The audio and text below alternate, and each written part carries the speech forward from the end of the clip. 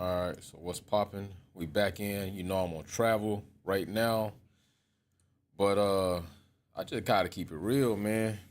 Apologize for the camera quality. I forgot my webcam. Trying to get out and make the first meeting time. JDM parts are definitely very difficult to procure right now. So when you gotta travel to get them, you gotta travel to get them. But I can honestly say, from the from the press conference, from the driver's press conference, all the way up to today's free practice, things are like lackluster for real. Things are like lackluster. I can't stay going. I'm gonna try to always work and be here for y'all when I can. I'm just getting into the hotel, getting settled after a whole day running around, trying to get these parts for this build, having to travel out of state to try to get parts for the build. JDM parts are not just easy to get, especially when you're looking for odd stuff. But anyway, I will say this. Free practice was, it was what it was. I know I'm tired of like Max Verstappen and Christian Horner acting like one moment they want competition and the next moment they don't want competition. Max this time in the press conference at least didn't say anything, because at first it was, I want competition, I don't want to be alone in the front. Then it went from, oh, I like racing at the front alone, when he got a little competition on himself.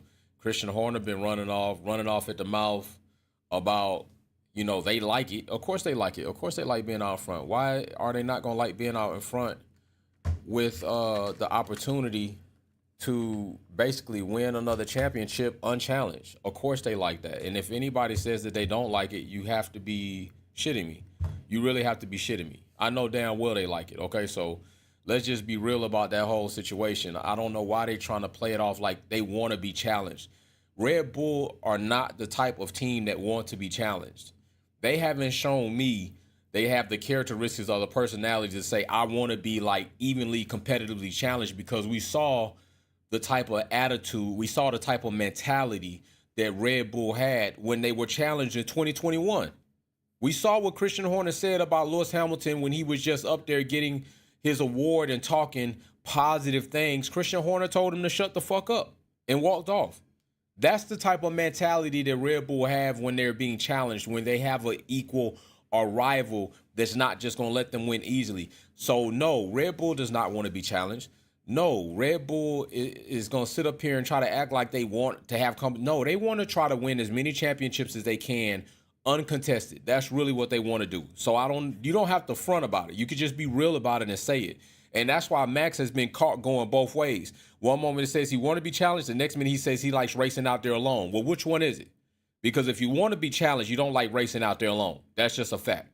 Okay? And I really do think, and a lot of people are going to say, oh, you just a Lewis Hamilton lover. I'm going to tell you right now, I really do think Lewis Hamilton said it best. He said it best. When he spoke about Red Bull and their dominance and about what they were doing, he gave them props about their development. Of course, he didn't go into the whole situation about how they may have come across the ability financially to afford to be so more superior than the other teams. But the truth is still, with that money, they were able to develop a car. With Adrian Newey, they were able to develop a very dominant car. Can't take that away from them. You can spend all the money in the world. If you don't have the right personnel or have the right people to utilize that money properly, you're not going to develop anything. That's just facts. You're going to make an expensive piece of shit. Red Bull didn't do that. They had Adrian Newey. They had several other key personnel. They had members from other teams that were trying to stay under the cost cap and had to go ahead and separate ties with people within their organization. Red Bull picked them up. Red Bull is now experiencing kind of the same thing. So they had the ability and they have the good foot forward to utilize that money and make the development. But still, don't mean it's going to be fully respected. So I don't know why there is so much chatter about the campaigning that we have to basically appreciate what Red Bull has done. I don't know why there is a whole campaigning for this. Why there is a whole movement for them to try to persuade people watching the sport to appreciate Red Bull, to appreciate their dominance. You don't have to do that. Either people are going to appreciate it or they're not. I think we saw the same thing in a situation. Hold on, y'all. Who is it? You gonna have to wait. I think we saw the same thing or situation with Mercedes. I don't remember them campaigning that whole situation. But then again, there wasn't like a big rift between liking Mercedes. Akondu, what's up? Big shout out for the super chat. Jay and Wolfpack fam, it's been a minute and I'm blue now. I see that, bro. Congratulations, bro. You got the blue on. I'm about to dab you up. For real, big facts at Akondu up in here repping it, man. So yeah, damn, my boy. Hey, that mean you OG status. Once you reach blue status, you OG status, bro. But I can say this. And Mick Sylvia Wick Kelly up in the chat dropping Wolfpack membership's definition of excellence got that. So I can say this. Do I appreciate Red Bull's dominance? That's a very dynamic answer. I don't appreciate how they got it. But I do appreciate the ingenuity. I do appreciate the car that they were able to produce. I do appreciate that. Because I appreciate technical and mechanical. Because, you know, I'm a car builder, right? I build my cars. I collab with other shops to do custom things. So I can appreciate that. I just don't appreciate how they got there. So the same thing goes with Mercedes. I appreciated what they were doing and how they were doing it. And I get tired of people trying to compare the Mercedes dominance to Red Bull dominance. And this is what I got to say. The only shade I have on the Red Bull dominance is how they got there. You can't deny that. 2021 was a scandal. They broke the cost cap. Going forward, this is probably going to be Max Verstappen's most legitimate championship since then, okay? Any situation you want to try to bring up is nowhere near as egregious as 2021 and the breach of the cost cap.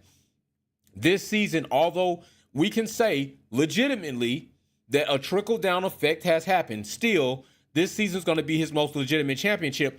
And even with that being said, it's probably still not going to be the most appreciated championship, because who is he fighting against to make it worth that championship? Big Sylvia Whip dropping another Wolfpack membership. The God PD got it. So I will say this.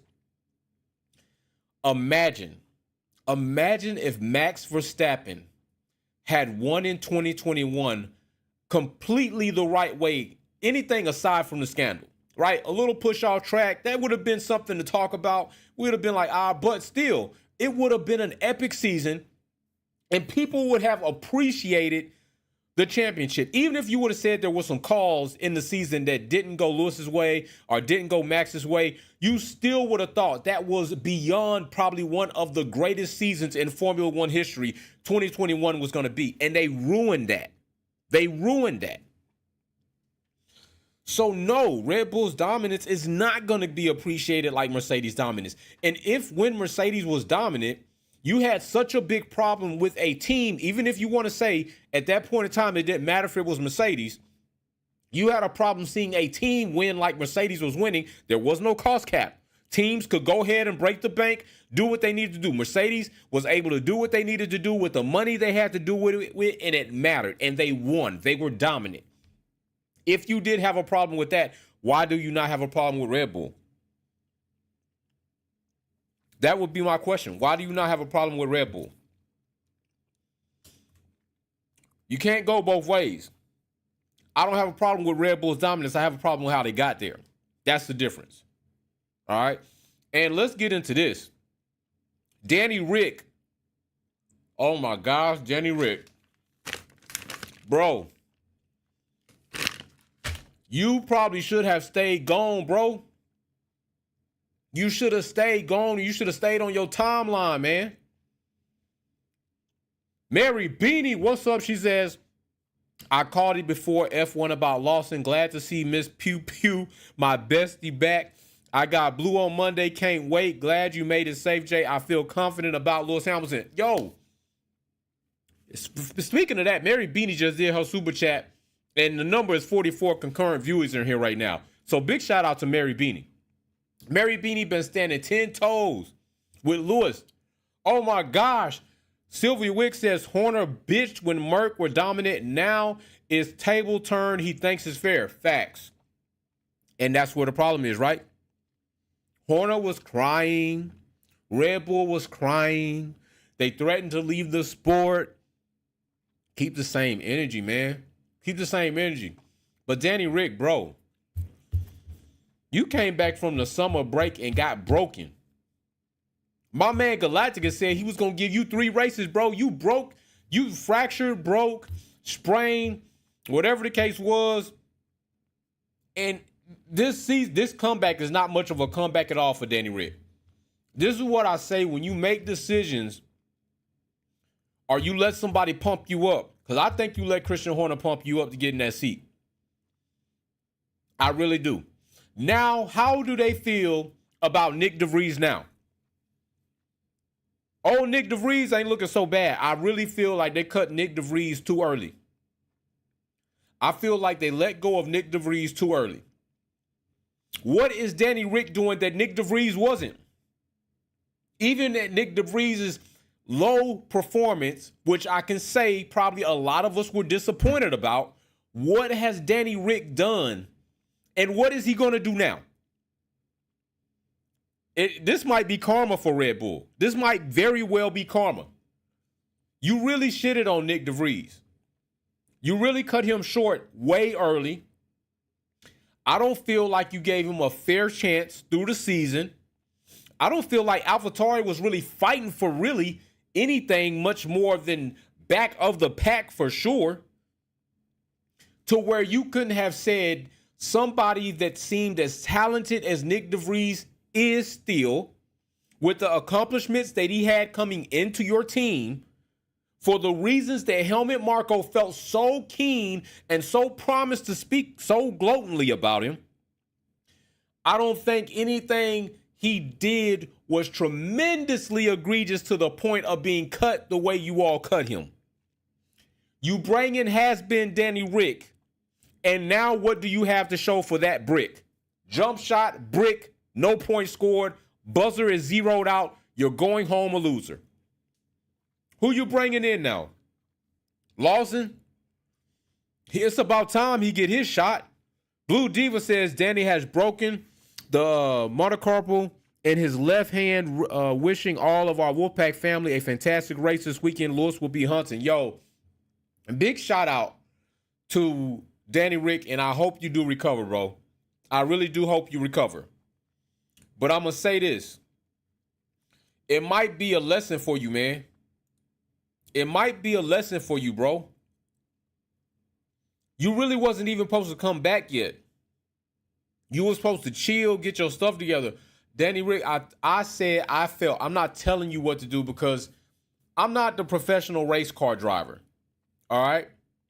I'm the put your race car in the trailer every Friday throughout the season. Go down to compete and drag race every weekend for points.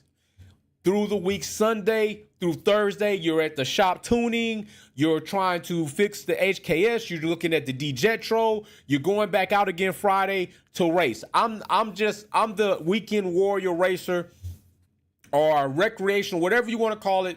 No Formula One, no NASCAR, no NARA circuit. So I'm not telling Danny Rick what to do. But I'm telling him, I feel like you should have stayed on your original timeline of trying to return.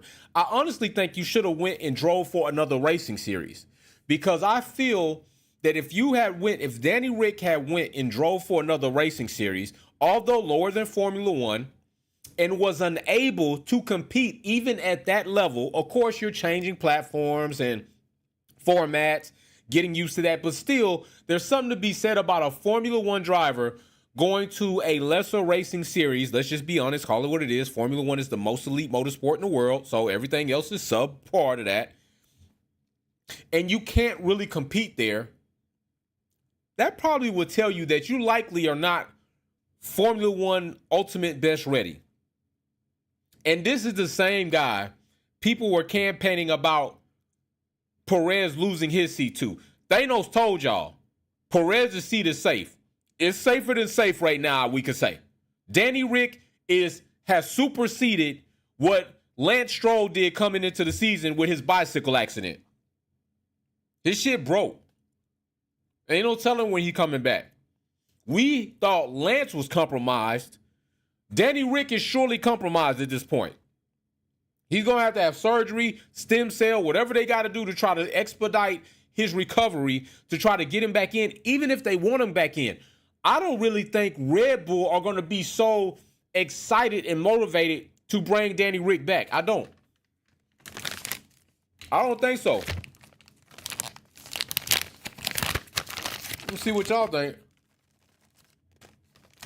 I don't think they're going to be that motivated.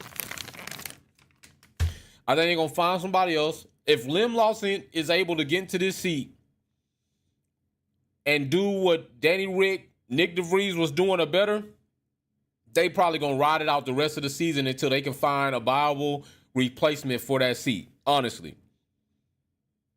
Shit, they need to go ahead and sell the team. They might as well just go ahead and sell AlphaTauri, for real. They might as well go ahead and sell it.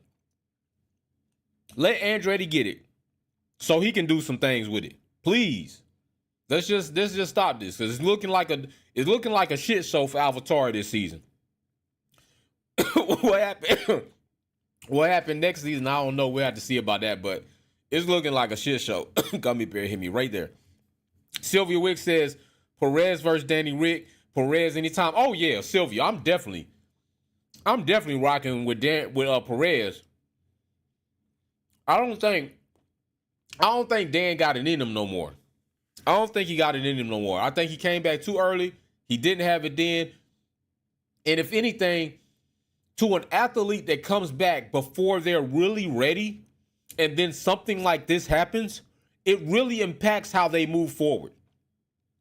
More than his hand being broken or his wrist being broken, right now, mentally, Danny Rick is probably fractured some. Mentally and emotionally, he's probably fractured. I'm telling you. He already knows, I came back early, now look at me. 2 races in, my 3rd race, look at me. Athletes are heavily dependent on their mental and emotional stability in order to perform at the most elite level that they need. It matters. Danny Rick is fractured in that way. It was good. Mary Beanie says, there's 50 people in the chat and only 9 likes. Smash the like button. People are very confident about Lewis for the weekend. I got 12 months fam member on Monday. Mary Beanie turning OG on Monday. Mary Beanie, I'm telling you, I really appreciate you saying that to the people. I mean, it don't cost nothing to hit the like button. I'm traveling right now. I'm on the road right now. And look how late it is. I still said, I still need to speak to my people. I still need to get on the platform. I watched and listened to free practice while traveling. All right. I appreciate you at least asking people to hit the like button, Mary Beanie. I really do appreciate that. Hey, I'm just passionate about what I do. Big facts. By the way, I'm working my best to get back tomorrow night so that we can be live in real fashion for a finale lap on Sunday, because we got VIP members. We trying to celebrate all that. So while I'm traveling, I will watch quali. When I get back here after traveling some more in this area, probably the next state over or so again, I'll come back live again and, chop it up with you all. But hopefully I can get a lot of this wrapped up and be back where I need to be so we can go ahead and do what we need to do. All right. So Lewis looked pretty good for Mercedes to see. But you know what? At this point in time in the season, I don't get overly excited about FP1 or FP2 anymore. Not that Mercedes is sandbagging or any other team is sandbagging, but they're working on locking in these setups. Haas pops up, Williams pops up. It just happens. You know what I say. Until the chips are pushed to the center of the table in Q3 and we see the classifications for that event, that's when it really matters. If Lewis can be top 3 tomorrow during qualifying with a consistent time throughout Q1, Q2, Q3, that's something to pay attention to. All right. Ferrari looking bad right now. Ferrari looking bad. I'm not even front with you. Ferrari is looking bad. I don't even think they know what they want to do. I don't even think they confident about being in Formula One right now. For real. I really was hoping for Ferrari to be, honestly, the number 2 team. I really was hoping for Ferrari to be the number 2 team. And I might run out and on a limb and say this, but I don't really think they're going to improve by next season. I don't. I think Aston Martin is more likely to improve before Ferrari does. I hate to say that. I was really hoping for good things for Charles. And it doesn't look like it's going to happen. So, I don't know what we'll see with that situation, but time will tell. You know, a lot of teams that are hoping for mixed conditions to try to improve their conditions and their situations. We'll see if that happens. But it was pretty much a lackluster day. The biggest highlight was an unfortunate event with Danny Rick having his injury. Oscar spinning out. Fortunately, he's okay. He's been having a pretty good rookie season. That's my rookie. Logan Sargent is evidently aware that he is in the spotlight. Let's not say pressure, but he's definitely in the spotlight. Logan Sargent, lightweight, could be a Nick DeVries-esque situation for him as far as his performance. So, AlphaTauri was way less lenient with DeVries, unlike Williams, with Logan Sargent. Because Logan Sargent, he ain't been really doing hot. And he knows it. 083. What's up, my Wolfpack fan? What's up with you, bro? Big shout out to you. Chopping it up here late with you all. But Logan Sargent knows that he's not performing. Now, Williams might give him, I don't see Williams cutting Logan Sargent before the end of the season. If anything, it'd be during, if they're going to do something. But I honestly don't even see them getting rid of him. I see Williams probably saying, hey, we're going to wait. We don't really know. The car is better, but is it good enough to the point where we need to spend money in another driver? Now, if Logan Sargent tears up, let's say 2 cars before the end of the season, then Williams might very well say, maybe we do need to reconsider this contract. For real. That's going to be a Mick Schumacher-esque situation. Like, Mick brought more points than K-Mag is this season. Mick's problem was he was tearing up shit. He was costing Haas money in a cost cap era. If Logan Sargent finds himself costing Williams in a cost cap era by tearing up shit, especially in moments where it doesn't matter as much, they likely then will take on an AlphaTauri or a Red Bull-esque personality and say, you're fired. And Logan Sargent is feeling that pressure. Even if Williams is not putting that pressure on him, he feels the pressure from within himself as a competitor. Nobody's saying that he's not. He feels it. And at least he can be honest about that. It's very respectful for me to see an athlete be very honest about, I'm under pressure. I really got to collect it. I got to clean some things up. At least he's transparent and really self-reflects, and he can say that. Unlike the bullshit that Russell Wilson said when he was asked about pressure. Okay, when you get an answer like Russell Wilson gave at his press conference for the Denver Broncos about pressure, yeah, you know, I don't really worry about pressure. I just run toward it. We're gonna do what Russell, cut the bullshit, bro. You underperformed like shit last season. You're coming into this season. Peyton is a quarterback's coach. We've seen him do several times. If you do not perform this season, bro, you are going to be on the hot seat. Don't talk to me about running toward pressure. Tell us how you're gonna handle it. Tell us what you're doing to resolve the pressure. At least Logan Sargent was more honest and genuine about his answer in regards to his performance than Russell Wilson was, although in football, still, it's the same thing. Can you be honest about where you are, what you need to do to get where you need to go, period? I give Logan Sargent points for that. I do, because he was honest about himself and his performance. So, kudos to him, all right? So we'll see what happens. FP3 is on the charts for tomorrow. It's going to be, see how much time they're going to get to, dive into these cars and make these changes, make these adjustments. Then it's qualification. I'm ready to see that, okay? I'm really ready to see that. Where's Russell? No, matter of fact, where are all the Russell fluff people? All right, where are all these people that were in here last season calling Russell Mr. Top 5, which he was. It's fair. He was damn near, if he finished the race last season, top 5, somewhere in there. Very, very unlikely for Russell. Where is he now? Where is he now? And where are you in regards to giving Lewis Hamilton his respect about what he's doing in subpar machinery? Because it is. And in comparison to his driving mate. I don't like to pit driving teammates against each other all the time. I don't. But let's just call it what it is. It's a real thing. People do it. People say it. And where's Russell now? So I just want people to keep the same energy. Why can you not give Lewis Hamilton his respect and his flowers for what he's doing? I don't recall seeing Russell on pole this season while the RB19 is still the most dominant car. I don't recall that. I do recall Russell doing a couple of little slick things on track.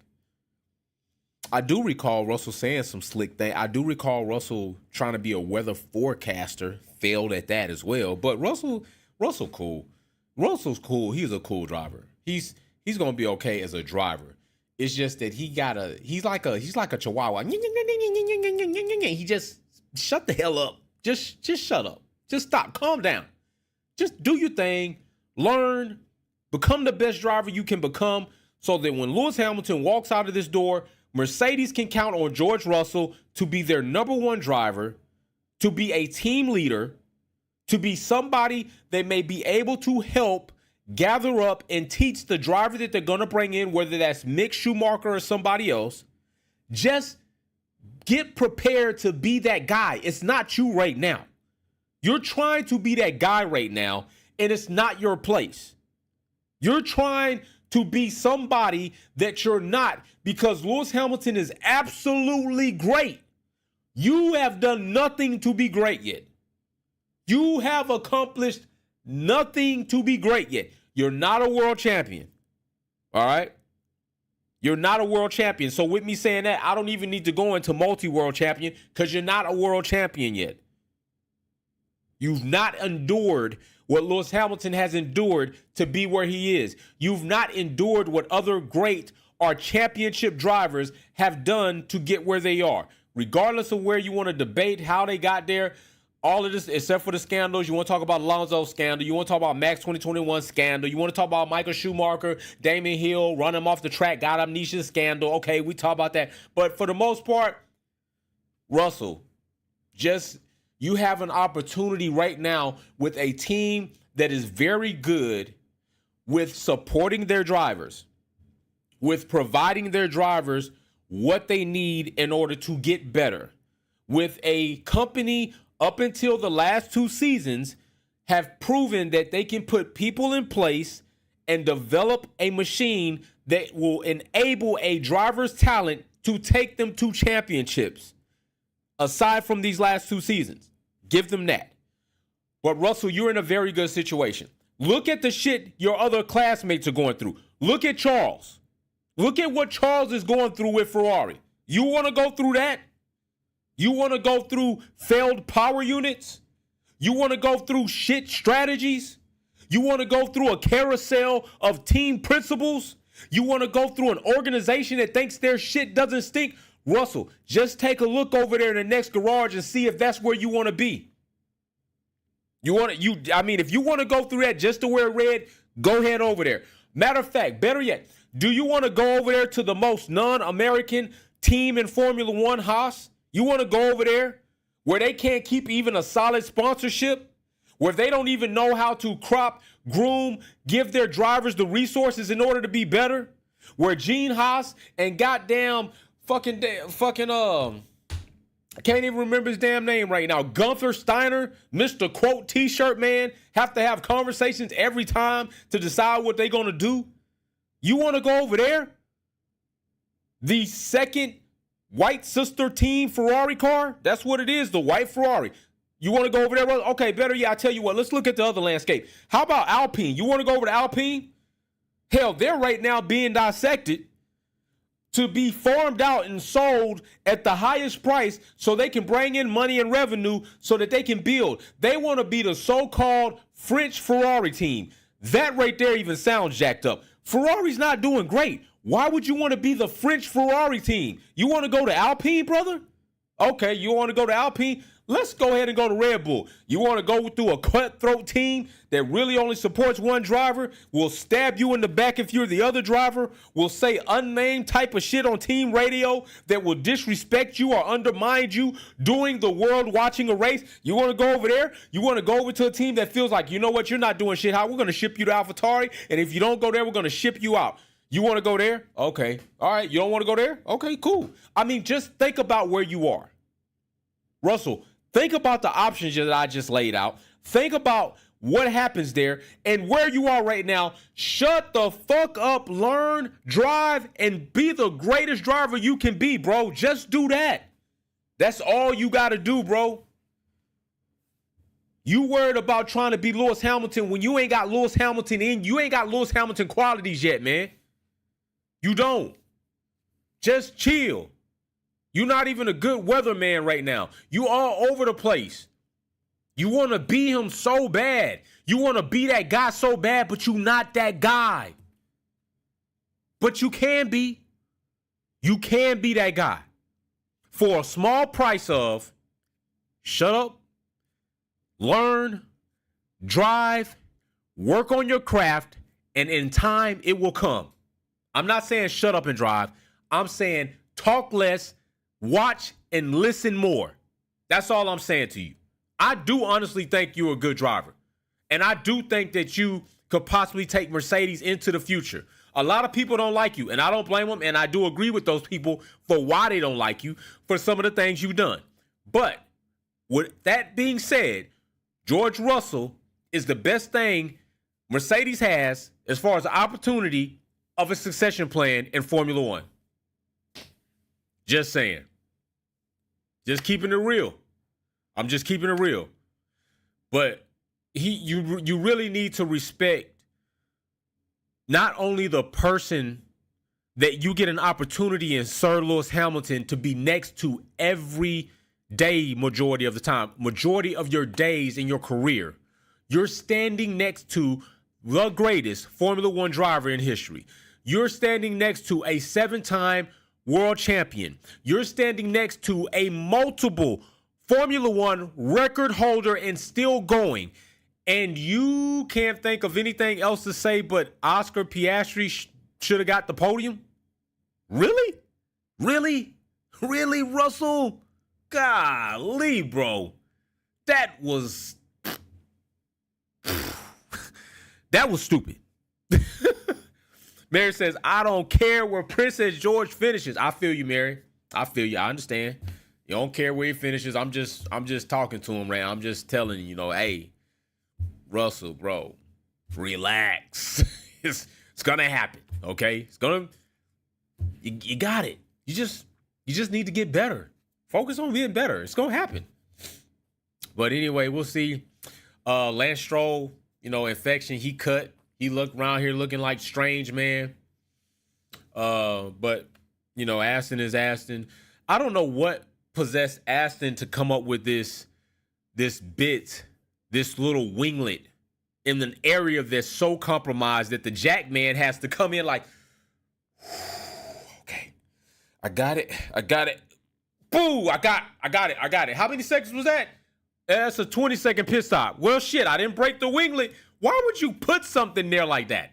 Why would you do that? Whose idea was it to put a winglet where the jack man has to take 20 seconds to line it up not to break it? Where was that efficient? Maybe now we know why Aston has just slowly been decreasing. Like, man, I saw that shit and I was like, they did that. I mean, you had an awesome idea with the tray winglet. Like, that was good. Other teams use that. But the winglet in the area where the jack man literally has to look like damn Axel Foley in Beverly Hills Cop when he walked into the gun range with the brown bag of so-called Aston. Come on. That was not practical. It just wasn't. Oh my gosh. Why? I don't know. I guess there's bigger whys in the world. But anyway, listen. Like I said, MP3 tomorrow. Quali tomorrow. Let's see what happens. Let's see how it goes. I would just like to see, you know what? Like I said, qualifying has been more exciting than some of the races have been. They just have been. So we'll see what happens. I had to get on here, chop it up with you all. I'm about to go ahead, do some research, trying to find a couple of more parts for the car and get some things done with this traveling. And then hopefully I'm going to drive my ass off, take a flight. Then I'm going to, where I am, it's not far, probably about 7 hours. I'm going to drive my ass off, try to get back to the performance talk layer so we can be in regular places to talk about it. All right. So I will try to go live. If I get in late about this time, I'll just come right in, drop my bags, load up the camera, and we'll chop it up. But I do plan to be back by tomorrow night. If some of these deals pan out, they do. If some of these deals don't pan out, at least I tried, and I'll have to do what I can do to try to procure the rest of these parts so I can get this car finished, hopefully by next year. Right now it's in a good phase. So I appreciate everybody logging in. Appreciate everybody coming into the chat, chopping it up. Big shout out to Sylvia Witt Kelly dropping Wolfpack memberships. Big shout out to Mary Beanie Blue Diva. Big shout out to 083 dropping super chats in there. Everybody knows what's up. Don't forget, we're going to have that poster that's autographed by Valtteri and Joe for the Emilia-Romagna Grand Prix. I'm giving that away to a viewer. All right. Don't forget about that. Do not forget about that. Somebody's going to have a very nice piece of Formula One history, because I believe that race will be talked about for a long time, given the situation that happened there, to basically just, the citizens of that area and the unfortunate events that took place and the lives and the homes that were lost and some of the Formula One drivers kicking in and just the situation all. So, plus this platform, we collected the money, and I just found a way not only to give to them for the flood relief, but to give back to you. I wish I could have, bought as many as that, but that one itself cost a lot of money. It's the first one that went, so it cost quite a bit of money. So I'm just really excited about giving that away to somebody and somebody having that up there on their wall. Somebody asked me, like, why the fuck would you give that away? Why wouldn't you keep it for yourself? Well, let me give you the answer, okay? Because I love my community. That's why. I love my community. That's why. And without my community, there is no me. So why wouldn't I give back to my community? Why do people ask me dumbass loaded questions like, what the hell is that? What are you doing for your community? Don't worry about what I'm doing for my community. Don't worry about the people I give back to. Don't worry about the fact that we collect money to try to do things, donations, and good charity work out here when I can find. Don't worry about what we're doing. Why question what the Wolfpack family is doing? Worry about what you're doing. Do something with what you got going on. This is what I want to do with my time and with the money that we collect. That's what I want to do. Make the platform stronger and then find ways to get back to community, find ways to get back to my members, find ways to get back to the viewers. That's what I like doing. That's how I have fun. That's how I have fun. By treating people with love and respect. So don't ask me why I do this shit. Don't ask me why you doing that, Wolfpack. Like, don't worry about it. It's what I want to do. All right, so peace and shot. Love to you all. All right, I will see you all soon. Y'all stay up. Wolfpack out. Peace.